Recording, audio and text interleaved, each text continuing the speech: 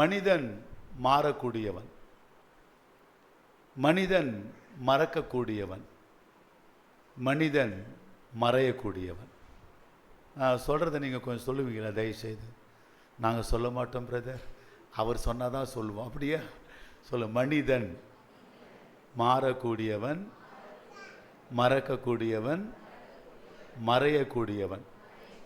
தேவனோ சொல்லுங்க, தேவனோ மாறாதவர், மறையாதவர், மறக்காதவர். கை தட்ட மாட்டீங்கள? ஆகவே இந்த மாதம் முழுவதும் நம்ம ஆண்டவருக்கு நன்றி சொல்லணும். ஆண்டவருக்கு நன்றி சொல்வது மட்டும் இல்லாதபடிக்கு நமக்கு நேராக நாம் ஜெபம் பண்ணும்போது கர்த்தருடைய வார்த்தை நமக்கு வரும், நல்ல வார்த்தை வரும். அந்த வார்த்தை வரும்போது நீங்கள் உங்களை அறியாமலே ஆமேன்னு சொல்லணும். என்ன சொல்லணும்? ஆமேன்னு சொல்லணும். எனக்கு காது கேட்கலங்க, கொஞ்சம் சத்தமாக சொல்லணும். சொல்ல மாட்டேன், எனக்கு நல்லாவே காது கேட்கும். ஒரு அல்லேலூயா. சில பேர் சொல்லுவாங்க பாருங்க, சத்தமாக சொல்லுங்க, காது கேட்கல, எனக்கு காது கேட்கலன்னா கேட்காமலே போயிடும். ஆகவே ஆண்டவர் நமக்கு நல்ல ஒரு காதை கொடுத்து, நல்ல கேட்கக்கூடிய காதை கொடுத்துருக்கிறார். வாழ்த்துக்கள்.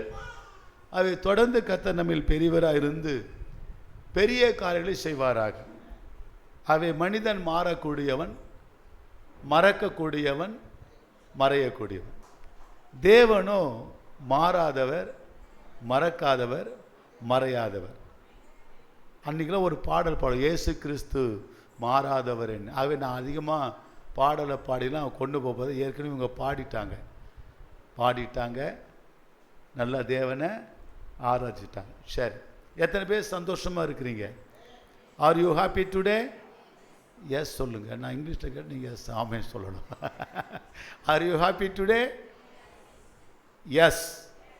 ஆகவே கர்த்தருடைய வார்த்தை உங்களுக்கு நேராக வரும்பொழுது அந்த வார்த்தையை அப்படியே ஆமேன் என்று நீங்கள் சொல்லணும், அதை அப்படியே ஏற்றுக்கொள்ளணும். இங்கு மட்டுமல்ல, ஏனென்றால் 2 கொரிந்தியர் 1 19-20 வசனங்கள் வாசிக்கும் போது அவருடைய வாக்கு தத்தங்கள் எல்லாம் அவருக்குள்ளாக ஆம் என்றும் ஆமேன் என்று கைத்து கத்தை சோத்திரம் பண்ணலாமா? அப்போ இதில் உள்ள முழுவதும் அவருடைய வாக்கு தத்தம். தாவீது சொல்வது போல, உங்களுடைய வசனம் என் கால்களுக்கு தீபம், என் பாதைக்கெல்லாம் வெளிச்சமாக இருக்கும். ஆகவே கர்த்தர் ஸ்தோத்திரம். ஆகவே அருமையான பாஸ்டர் வின்சென்ட்டோடு கூட இணைஞ்சு, பிள்ளைகளோடு கூட இணைஞ்சு நாம் கர்த்தரை ஸ்தோத்தரித்து இந்த இடத்தை கர்த்தரி நாமத்தின் மகிமைக்காக பிரதிஷ்டை செய்ய போகிறோம். கர்த்தர் ஆமேன் என்று சொல்லுவாராக. சரி, அதே வேளையில் அருமையான பாஸ்டர் வின்சென்ட் அவர்களுக்காக நான் கர்த்தரை துதிக்கிறேன், கர்த்தரை ஸ்தோத்தரிக்கிறேன். ஏனென்றால் 82ஆம் வருஷம் வரைக்கும் நம்முடைய தலைமை சபை அப்போஸ்தல கிறிஸ்து சபையில் ஒரு உதவி ஊழியக்காரனாய், போதகனாய் இல்லை, உதவி ஊழியக்காரனாய் பாஸ்டர் MK சாம் சுந்தரையாவோடு கூட இருக்க, சபையில் இருந்து ஜபத்திலேயே வேத வாசிப்பிலும் ஊழியத்திலேயும் இணைந்து செல்ல தேவன் தந்த கிருபைக்காய் கர்த்தரை ஸ்தோத்தரிக்கிறேன். அந்த நாட்களில் அருமையான பாஸ்டர் வின்சென்ட் அவர்களுக்கு கவனம் இருக்கான்னு என்னன்னு தெரியல, அவர் சபைக்கு யாரை பார்க்க வராரோ இல்லையோ, முக்கியமாக என்னை பார்க்க வருவார். அன்றைக்கே என்னை பார்த்தார், இன்றைக்கும் என்னை பார்க்குறாரு. எல்லாம் கைத்தட்டி கர்த்தரை ஸ்தோத்திரம் பண்ணு. அப்படி சொல்ல நல்லா ஸ்தோத்திரம் பண்ணுங்க. அவர் வரும்போதே எதுக்கு வருவார்னா, வேதாகமத்தில் உள்ள சில வசனங்களை குறித்து, சில சம்பவங்களை குறித்து கேள்வி கேட்கும்படியாக வருவார். ஆனால் இன்றைக்கு கர்த்தரை ஸ்தோத்தரிக்கிறோம், அவர்கிட்ட நான் கேள்வி கேட்குறேன், அவர் எனக்கு கைத்தட்ட மாட்டீங்க. அவ்வளோ பொறாமையா? கர்த்தரை ஸ்தோத்திரம். ஆகவே முந்தினோர் பிந்தினோராயும் பிந்தினோர் முந்தினோரையும் சொல்ல மாட்டேன். இப்போ நீ தேறுகிறது யாவருக்கு விளங்கும்படி. இன்றைக்கு இந்த ஆலய பிரதிஷ்டைக்கு வந்திருக்கிற உங்களை பார்த்து நாங்கள் சொல்லுகிறோம், நீங்கள் கிறிஸ்து இயேசுவுக்குள்ளாக தேறுகிறத முதல்ல உங்களுக்கு தெரியணும், ரெண்டாவது உங்கள் பெற்றோருக்கு தெரியணும், உங்கள் உடன் பிறந்த சகோதர சகோதரிக்கு தெரியணும், நீங்கள் கூடி ஆராதிக்கிற சபையில் உள்ள ஊழியக்காரருக்கு தெரியணும், மற்ற மக்களுக்கு தெரியும். எத்தனை பேர் தைரியமாக சொல்ல முடியும், நான் தேறினது எனக்கு தெரியுதுன்ட்டு. சில வேளை சில பேர் ஆரம்ப கால விசுவாசியாக இருப்பாங்க. உண்மையிலே எனக்கு இன்றைக்கி பிரதிஷ்ட ஆராதனை அப்படி சொல்லும் போது எனக்கு என்னுடைய மனதில் வந்த எண்ணமே தான். அன்றைக்கு ஒரு நாள் காலை நேரத்திலாம் வந்து உட்காருவார், மத்தியான நேரத்தில் வந்து உட்காருவார், மாலை நேரத்தில் வந்து உட்காருவார். அது பிறகு அழைப்பின் எதிரொலி என்கிற அந்த வேதாகம கல்லூரியில் அட்டன் பண்ணார். நல்ல சத்தியங்களை அறிந்து கொண்டார். எனக்கு தெரிஞ்சதை சொல்கிறேங்க. ஆனால் இன்றைக்கி ஈப்ரூ கிளாஸ் மாஸ்டர் ஆகிட்டார். நான் பாஸ்டர் ஆகிறேன், அவர் மாஸ்டர் ஆகிறார். ஒரு கைத்தட்டு தட்டலாமா? கர்த்தர் நல்லவர். ஆகவே அன்பானவர்களே, இன்றைக்கும் கர்த்தருடைய அநாதி தீர்மானத்தின்படி நாம் கூடி வந்திருக்கிறோம். கூடி வந்திருக்கிற நாம் ஒரு வேத பகுதியை வாசிக்க போகிறோம். சங்கீதம் 24 அன்பானவர்களே 7ஆம் வசனத்திலிருந்து 10ஆம் வசனம் வரைக்கும் வாசிக்க போகிறோம். சங்கீதம் 24 7ஆம் வசனம் முதற்கொண்டு 10ஆம் வசனம் வரைக்கும் வாசிக்குமா? வாசல்களே உங்கள் தலைகளை உயர்த்துங்கள், அநாதி கதவுகளே உயருங்கள், மகிமையின் ராஜா உட்பிரவேசிப்பார். யார் இந்த மகிமையின் ராஜா? அவர் வல்லமையும் பராக்கிரமம் உள்ள கர்த்தர். அவர் யுத்தத்தில் பராக்கிரமம் உள்ள கர்த்தராமே. வாசல்களே உயர்த்துங்கள், அநாதி கதவுகளே உயருங்கள், மகிமையின் ராஜா உட்பிரவேசிப்பார். யார் இந்த மகிமையின் ராஜா? அவர் சேனைகளின் கர்த்தரானவர். கைத்தட்டி கர்த்தரை ஸ்தோத்திரம் பண்ணலாமா? இங்க வேதம் சொல்லுகிறது, வாசல்களே உங்கள் தலைகளை உயர்த்துங்கள், அநாதி கதவுகளே உயருங்கள், மகிமையின் ராஜா உட்பிரவேசிப்பார். 9ஆம் வசனம் வாசிக்கிறோம். வாசல்களே உங்கள் தலைகளை உயர்த்துங்கள், அநாதி கதவுகளே உயருங்கள், மகிமையின் ராஜா உட்பிரவேசிப்பார். யார் இந்த மகிமையின் ராஜா? அவர் சேனைகளின் கர்த்தரானவர். அவரே மகிமையின் ராஜா. இதில் கடைசியில் போட்டிருக்கு சேலா அப்படி போட்டிருக்கு. அப்படின்னா என்ன அர்த்தம்? நீங்கள் அதை திரும்ப வாசிக்கணும், திரும்பவும் அதை உங்கள் மனதிலே கொண்டு வந்து தியானிக்கணும். ஏனென்றால் சங்கீதம் 1:2 வாசிக்கிறோம், கர்த்தருடைய வேதத்தில் பிரியமாக இருந்து இரவும் பகலும், கர்த்தருடைய வேதத்தில் பிரியமாக இருந்து இரவும் பகலும் அவருடைய வேதத்தில் தியானமாயிருக்கிற மனுஷன் பாக்கியவான். அவன் நீர்க்காலின் ஓரமாய் நடப்பட்டு தன் காலத்தில் தன் கனியை தந்து இலையுதிராதிருக்கிற மரத்தை போல் இருப்பான். அவன் செய்வதெல்லாம் வாய்க்கும். ஆண்டவர் யோசுவா சொல்ல, யோசுவாவே இந்த நியாய பிரமாண புஸ்தகம் உன் வாயை விட்டு பிரியாதிருப்பதாக, இரவும் பகலும் அதை தியானித்து கொண்டே இரு. அப்பொழுது நீ புத்திமானாய் நடந்து கொள்ளுவாய், உன் வழிகளை வாய்க்க பண்ணுவாய். இன்னைக்கு நம்முடைய கேள்வி என்ன? ஏன் நான் எந்த ஒரு காரியம் செய்தாலும் எதுவுமே சித்தி பெறுவதில்லை சொன்ன காரணம், கர்த்தருக்கு கொடுக்க வேண்டிய அந்த கணம், கர்த்தருடைய வார்த்தைக்கு கொடுக்க வேண்டிய அந்த கணம் அப்படி கொடுக்கும்போது கர்த்தர் உங்களை எல்லாரும் கனத்துக்குரியவர்களாக, நல்ல ஒரு மனத்துக்குரியவராய் கர்த்தர் மாற்றுவார். பவுல் சொல்வார், நானே நீங்கள் கிறிஸ்துவின் நற்கந்தங்களாக இருக்கிறோம். ஆமென் ஆமென் சொல்ல மாட்டீங்களே? சரி. அவன் இந்த மகிமையின் ராஜா அப்படி சொல்லும்போது, நீங்கள் அப்போஸ்தலர் 7ஆம் அதிகாரம் 2வது வசனத்தில் நமக்கு தெரிந்த காரியம்தான். வேதம் சொல்லுகிறது, அதற்கு அவன், சகோதரரே பிதாக்களே கேளுங்கள், நம்முடைய பிதாவாகிய ஆபிரகாம் காரானூரிலே குடியிருக்கிறதற்கு முன்னமே மெசபோத்தியா நாட்டிலே இருக்கும்போது மகிமையின் தேவன் அவனுக்கு தரிசனமானார். கைத்தட்டி கர்த்தரை ஸ்தோத்திரம் பண்ணலாமா? மகிமையின் தேவன் தரிசனமானார். யார் இந்த மகிமையின் ராஜா? அவர் உள்ள பிரவேசிப்பார். இப்போ நம்ம ஜெபம் பண்ணுறோம்.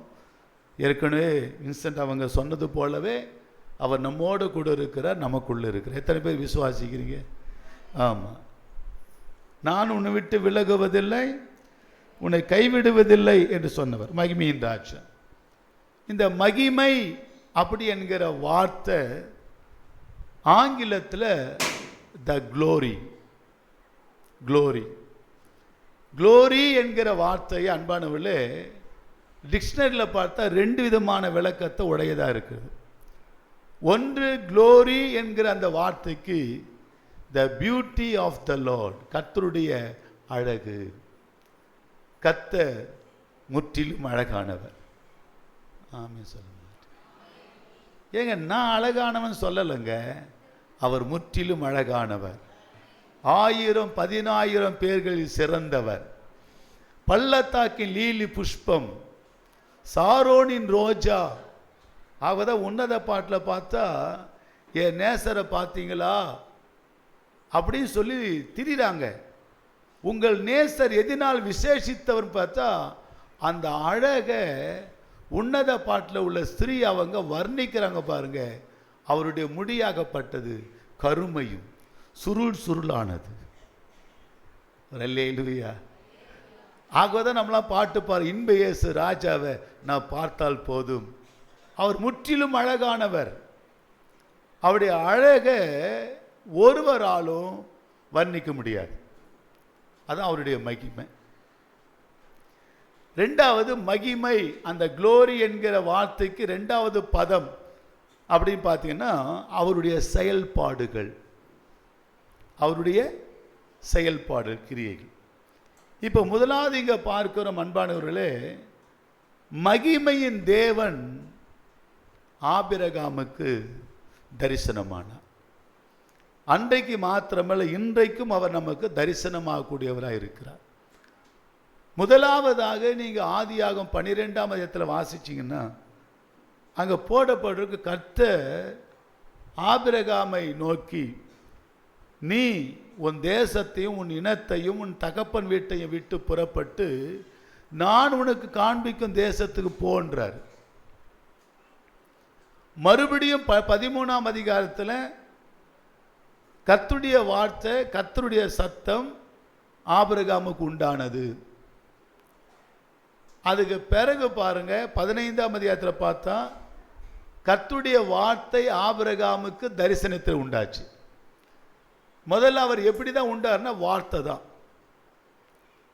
எத்தனை பேர் கவனிக்கிறீங்க? ஹலோ, இருக்கீங்களா? எல்லாம் இருக்கிறோம். மகிமையின் தேவன் அவர் தம்முடைய வார்த்தையினால் நிறைந்தவர். அவர் வார்த்தையை தந்தார், அதை பிரஸ்தாபப்படுத்துகிற கூட்டம் மிகுதியாக இருக்குது. ஆதியிலே வார்த்தை இருந்தது, அந்த வார்த்தை தேவனிடத்திலிருந்தது, அந்த வார்த்தை தேவனோடு கூட இருந்தது. அந்த வார்த்தை தான் 14ஆம் வசனம் மாம்சமாகி. அதே போல நீங்கள் 1 யோவான் 1ஆம் அதிகாரம் 1ஆம் வசனத்தில் வாசிச்சா அந்த வார்த்தை நாங்கள் பார்த்தோம். அந்த ஒரு வசனத்தை வாசித்தல்லம்மா, 1 யோவான் 1ஆம் அதிகாரம் நானே வாசித்தேன்னு. ஆதி முதல் இருந்ததும் நாங்கள் கேட்டதும் எங்கள் கண்களினால் கண்டதும் நாங்கள் நோக்கி பார்த்ததும் எங்கள் கைகளினால் தொட்டதுமாக இருக்கிற ஜீவ வார்த்தை குறித்து உங்களுக்கு அறிவிக்கிறோம்.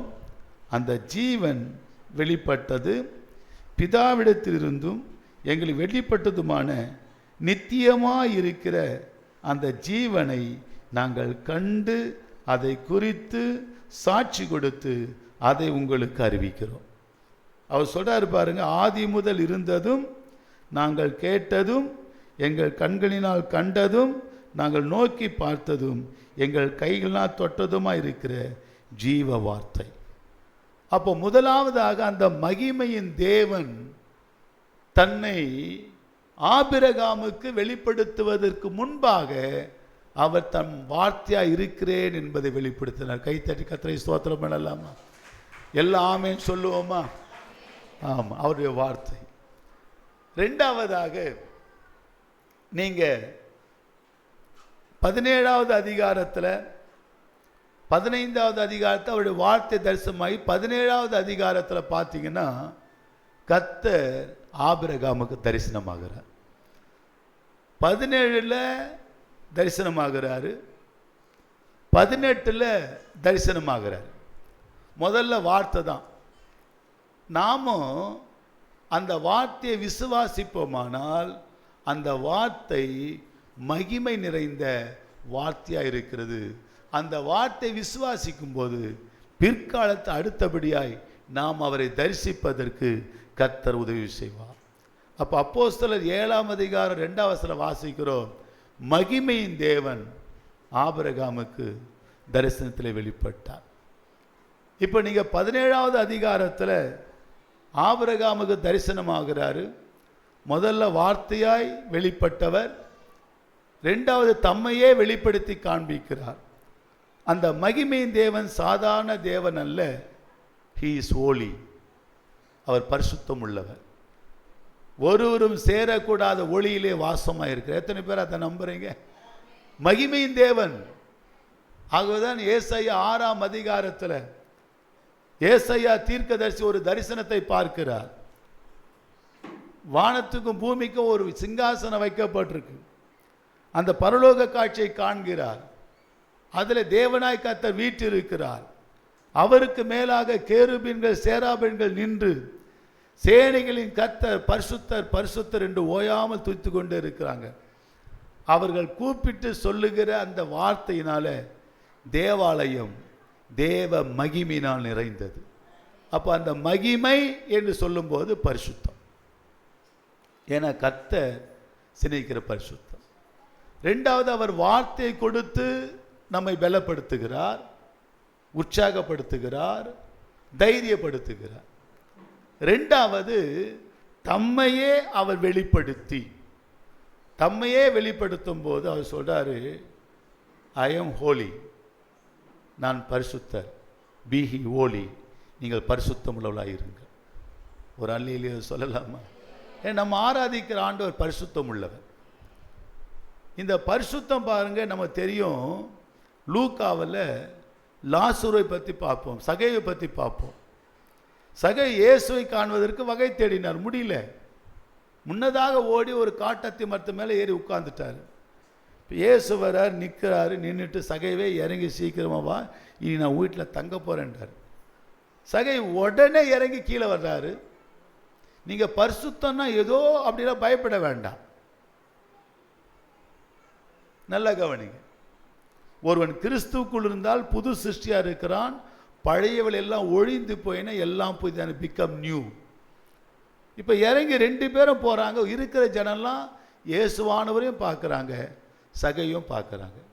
சகையும் பார்க்குறாங்க, இயேசுவானவரையும் பார்க்குறாங்க. இப்போ ஜனங்க சொல்கிறாங்க, இவர்னா யாரு? இயேசுவானவர் பாவியான மனுஷனிடத்தில் தங்கும்படி போகிறாரு. இப்போ ஜனங்க சகையை யாரா பார்க்குதுன்னா பாவியாக தான் பார்க்குது. அதே ஜனங்கள் இயேசுவானவரை பரிசுத்தம் உள்ளவராக பார்க்குது. ஒரு ஆமையும் சொல்ல மாட்டீங்களா? இப்போ சகை நிற்கிறாருங்க, நிற்கிறார். நான் சொல்கிறேன், இந்த 2025ஆம் ஆண்டை முடித்து 2026ஆம் ஆண்டுக்குள்ளே பிரவேசிக்க போகிறோம். வருஷத்து முடியல கொஞ்சம் நின்று பாருங்க, எவ்வளோ குறைவுகள் நமக்கு இருக்குது. எத்தனை டெடிக்கேஷனுக்குள்ளே போகணும், எத்தனை பிரதேசத்துக்குள்ளே போகணும், எத்தனை அற்புக்குள்ளே போகணும், எத்தனை தீர்மானங்கள் எடுத்தோம், அதெல்லாம் நிறைவேற்றி முடிச்சுமா பாருங்க, நில்லுங்க. சகை நிற்கிறார். நின்று, ஆண்டவரே, நான் யாரையாகிலும் ஏமாத்தினது உண்டானா அதை நாளத்தனையாக நான் திருப்பி கொடுத்துக்கிறேன். அதான் நம்மை பரிசுத்தத்துக்குள்ளே நடத்துகிற நம்மளுடைய மனதில் ஏற்படுகிற மனமாற்றம்.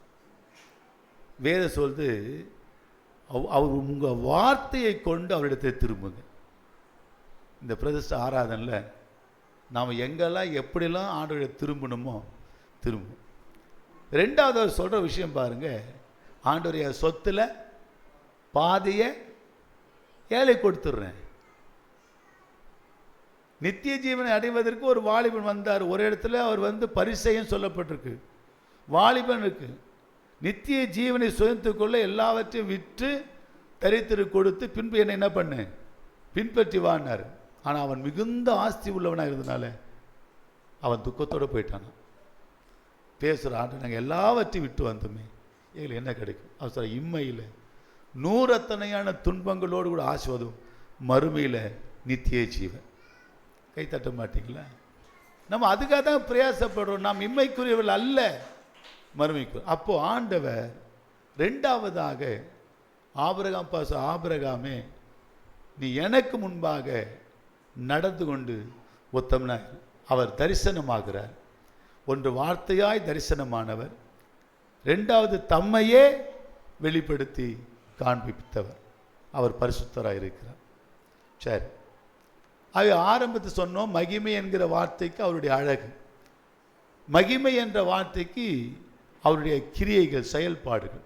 இப்போ ரெண்டாவது கட்டமாக நாம் பார்ப்போமானால் யோவானுக்கு எழுதின சுவிசேஷம், யோவான் எழுதின சுவிசேஷம் 2ஆம் அதிகாரம் 11ஆம் வசனத்தை வாசிக்கிறோம். இயேசுவானவர் இவ்விதமான காலை செய்து தம்முடைய மகிமையை வெளிப்படுத்தினார். ஆண்டவருக்கு மகிமை, தம்முடைய மகிமையை வெளிப்படுத்தினார். எந்த மகிமை? அங்கே திராட்சை ரசம் குறைப்பட்டது. அந்த குறைப்பட்ட காரியத்தை ஆண்டவர் நிறைவாக்கினார். அது அவருடைய மகிமை. இன்றைக்கு இந்த ஆலயத்துக்குள்ள நீங்கள் நானும் குறைவோடு கூட வந்திருக்கிறோம். ஆனால் அந்த குறைவை நிறைவாக்குகிற தேவன் அவர் மகிமையின் தேவனாக இருக்கிறார். கைத்தட்டி கத்தை ஸ்தோத்திரம் பண்ணலாமா? மகிமைய தேவன் அவர், குறைவை நிறைவாக்குகிறவர். தம்முடைய கிரியை செய்து தண்ணீரை திராட்சை ரசமாய் மாற்றி தம்முடைய மகிமை வெளிப்படுத்தினார். அவருடைய கிரியை, அவருடைய செயல்பாடு நீங்கள் காணணும். அதே போல தான் யோவான் 9 பாருங்க, பிறவிலேயே குருடனான இருந்த ஒரு மனுஷனை ஆண்டவர்கிட்ட சொல்கிறாங்க, ஆண்டவரே இவன் பிறவிலேயே குருடனாய் பிறந்தது இவன் செய்த பாவமா அல்லது இவனுடைய பெற்றோர் செய்த பாவம்? அப்போ ஆண்டவர் சொல்கிறாரு, இல்லைப்பா, தேவனுடைய கிரியை இவனிடத்திலே வெளிப்படுவதற்கு அப்படி பிறந்திருக்கிறான். இப்போ ரெண்டாவதாக, ஒன்று அவருடைய வார்த்தை உங்களை பலப்படுத்தும். ரெண்டாவது அவர் உங்களை பரிசுத்தத்தின் மேல் பரிசுத்தம் அடைவது, அந்த மகிமைக்குள்ளே கொண்டு போவார். மூன்றாவதாக என்ன? உங்கள் வாழ்க்கையில் காண்கிற குறைவை எல்லாற்றையும் நிறைவாக்க அவர் வல்லவராக இருக்கிறார். இப்போ உங்களுக்கு முன்பாக நிற்கிற நான் பிறவிலே கிறிஸ்தவன் கிடையாது.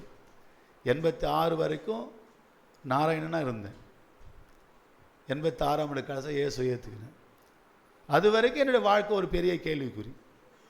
மாற்றி போட்டுக்கிட்ட ட்ரெஸ் இல்லை, சாப்பிட உணவு இல்லை, ஒவ்வொரு வீட்டுக்கு முன்னால் பிச்சைக்காரனை நின்று. இன்றைக்கி நான் அதை சொல்லுவேன்.